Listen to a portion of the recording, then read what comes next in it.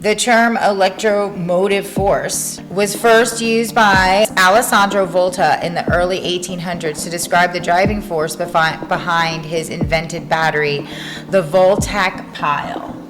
We need to talk about low frequency to mild frequency EMFs come from things such as cell phones, cell towers, Wi-Fi routers and wireless devices, 5G technology, cordless telephones, electrical appliances or wiring in your house, computers, laptops, and other personal electronic devices, power lines and transformer, compact fluorescent LEDs, laser pointers, smart meters, devices that wirelessly send info about energy to use the utility companies. Welcome to Food Pharmacy, where we assess food as medicine. I'm your host, Sarah Sloan, certified NCP, and this is my charming and funny co-host, uncertified Brian Adams. This show is sponsored by localfooddirect.com, where you can finally find quality local farm products that ship for free direct from the farm to your door. If you're a farmer or a producer of quality local products in the U.S. that would meet the localfooddirect.com standard, go to localfooddirect.com. Join the local food revolution. Sign up now during the launch special and receive 2 months free. Let's get back to our roots and all have access to quality local foods again, like our ancestors did. Use the code FOODPharmacy and receive an extra month free. That's right, 3 months free when you use the code FOODPharmacy. That's 2 F's, as in food and farm. Go to localfooddirect.com. The topic to assess, EMFs, electromagnetic forces, factors, or fields. Let's get into it. Let's talk about how EMFs affect our overall health and what is the history of electromagnetic forces. So let's talk about the history of electromagnetic factors. The term electromotive force was first used by Alessandro Volta in the early 1800s to describe the driving force behind his invented battery, the Voltaic pile. While it's not actually the force, the term force stuck due to the historical understanding of electricity. Michael Faraday later clarified the chemical reaction at the electrodes are the actual source of the EMF, not just the contact between the different metals. So experiments with static electricity used rubber materials like amber were conducted by Thales of Miletus around 600 BCE. 17th and 18th centuries, interest in electricity grew with the development of electrostatic generators and understanding that objects can carry positive and negative charges. So what did Ben Franklin do? He developed the lightning conductor, further demonstrating the nature of electricity. Luigi Galvani published his experiments on fog-led muscles, highlighting the role of electrical processes in living beings. Electromotive force term. Volta introduced the term force motrice électrique, electromotive force, to describe the driving force of his battery. Okay, electromagnetic induction. Faraday's discovery of electromagnetic induction, generating a current in a wire loop by changing magnetic field, revolutionized the field. So the modern applications, power generation, transformers, radio and wireless technology, medical applications. So that's a little bit about the history. So it goes back to the early 1800s, the discovery of electromotive force. Faraday then sort of discovered the induction, of the electromagnetic force or field, right? Let's talk about the facts. An electromagnetic field is a physical field varying in space and time that represents the electric and magnetic influence generated by an action upon electric charges. The field at any point in space and time can be regarded as a combination of electric field and magnetic field. I've provided a list here. So as you can see, the magnetic fields around the home in this list: the microwave oven, the clothes washer, the electric range, fluorescent lighting, your hair dryer, television, distribution, power lines, and transmission power. Okay, so those are some common electromagnetic fields around the home. Okay, so we talked about the history, we talked about the facts. A little bit boring, right? But it's good to know, where does all of this come from? Where, when we start talking about symptoms next, we want to know, well, why, because you're going to ask yourself, where does all this come from when you start getting all these symptoms, right? So it's good to know how this all came about and where it went, and and where it is today. But here's some of the symptoms from electromagnetic sensitivity symptoms. Okay, and not everybody has what they call, it is EHS, so electromagnetic hypersensitivity, right? And so I think there's like 10% of the population they like sort of diagnosed with this, right? But I think that we all kind of are affected, whether we realize it or not, whether or not we're diagnosed that we are affected or hypersensitive. We probably all have symptoms from all of the EMFs that are around us constantly. The Wi-Fi, and that wasn't on, it was sort of on the list, but I'm not sure. The Wi-Fi, the cell phones, and all of these things that are constantly, the towers. I mean, it just really kind of goes on and on. Your computers, you've got tons of them. You've got, all kinds of things going on. Your appliances, when they're going on.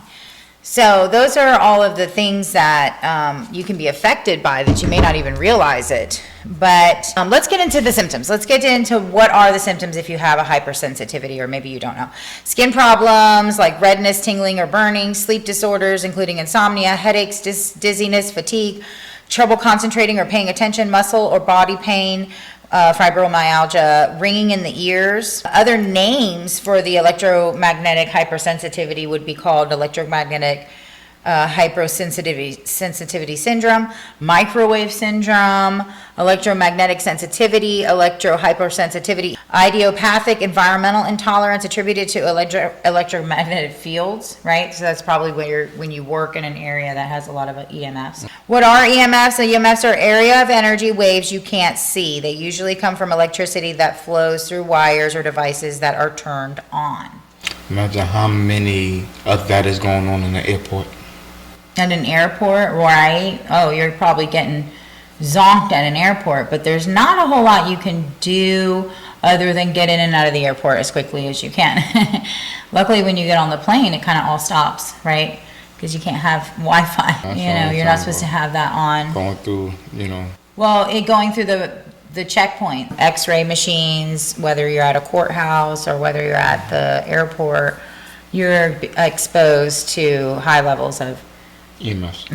EMFs. We need to talk about low frequency to mild frequency EMFs come from things such as cell phones, cell towers, Wi-Fi routers and wireless devices, 5G technology, cordless telephones, electrical appliances or wiring in your house, computers, laptops, and other personal electronic devices, power lines and transformer, compact fluorescent LEDs, laser pointers, smart meters, devices that wirelessly send info about energy to utility companies.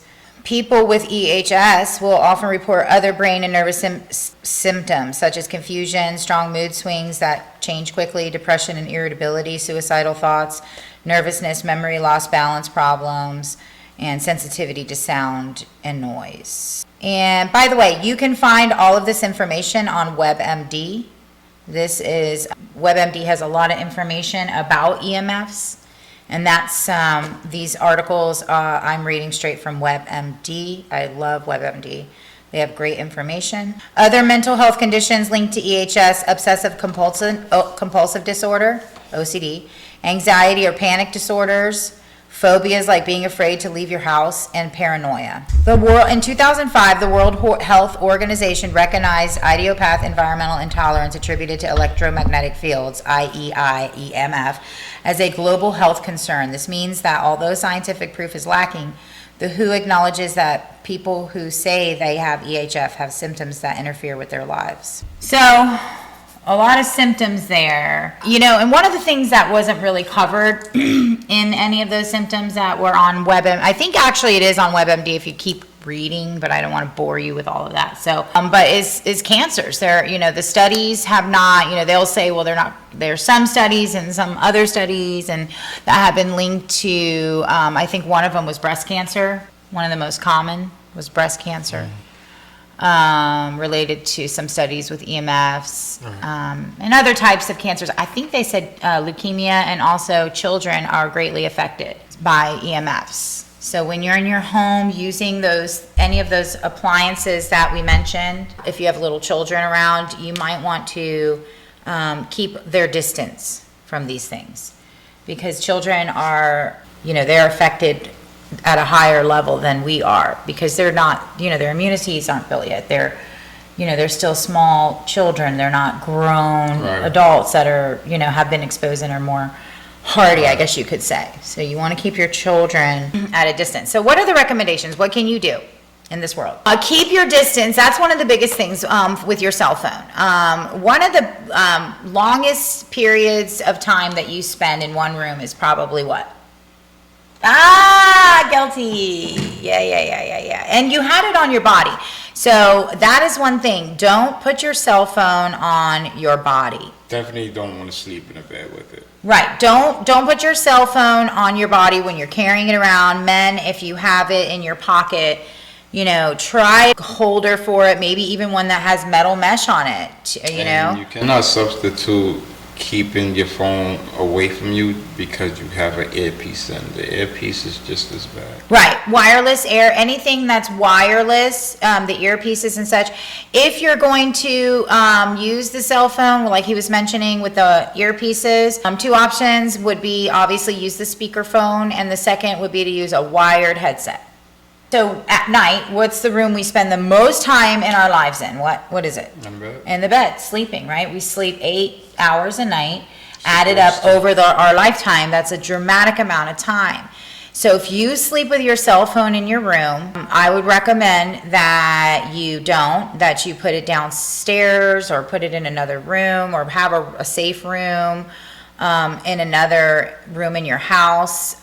You can put it on airplane mode. That is one way. If you need to have it in your room, you can put it on airplane mode. In your room, let's address your bedroom. So there's some EMFs little EMFs in your bedroom. Little EMF hidden guys that while you're sleeping, you don't realize those EMFs are just going at you all night. One of those big culprits is your TV. If you have a TV in your bedroom, you may want to reconsider either unplugging it at night or just removing it from your room altogether. Other things, alarm clocks, things like that. You might want to, I don't think alarm clocks, no, a wired alarm clock. Don't have a wireless. A wired alarm clock, you would be okay. I usually, and this is not really an EMF thing, but it's a light thing. I always turn everything that has a light against me, like facing something else so it doesn't shine on me at night. No lights on you at night, from any of your appliances. Your Wi-Fi router, you can shield that with mesh. You want to keep it at a distance. Turn it off when you're not using it. One tip is not just EMFs when your appliances are plugged in or on, but also they actually use electricity at low volts when you have your appliances plugged in, even when you're not using them. And those are wired, so you're not really getting a lot of EMFs with that. But if it's using electricity, you might want to consider unplugging some of your appliances, like your toaster, your blender, things like that are in your kitchen. Unplug them when you're not using them, because they're actually using power at low voltages. And here's a great tip. Here's a great recommendation. And this is just what I recommend for you to do in your home no matter what. Some scientists have done studies on plants like cactus. And plants absorb EMFs. Yes, Brian. That's I'm sorry, I didn't mean to interrupt. No, you're good. That's what you're here for. I didn't. You kind of sent me for a loop when you said plants absorb EMFs. Because I was gonna say a good recommendation would be have outdoor activities as much as possible. That is actually, Brian, a really good recommendation, and as an NTP, that is something that we recommend as a lifestyle recommendation. If you are indoors and you work a lot and you're in a building and you're exposed to a lot of EMFs, try to take outdoor breaks. Try to go outside, take a break for 5 or 10 minutes, and do some deep breathing and some meditating, and go to a place outdoors where there may not be, as much EMFs. Like taking a walk in the park and leaving your phone in the car.